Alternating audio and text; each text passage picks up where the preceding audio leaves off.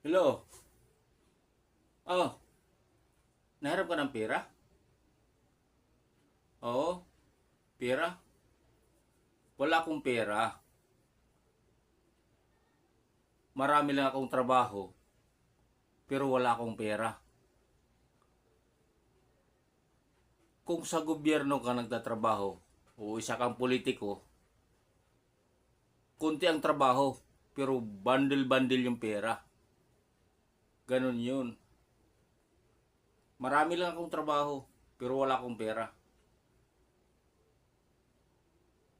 Kung sa gobyerno, o isa kang politiko, konti ang trabaho, bandil-bandil ang pera. Ganon yun. Oo. Kaya wala akong pera. Marami lang akong trabaho. Yan. Okay. Maraming salamat po.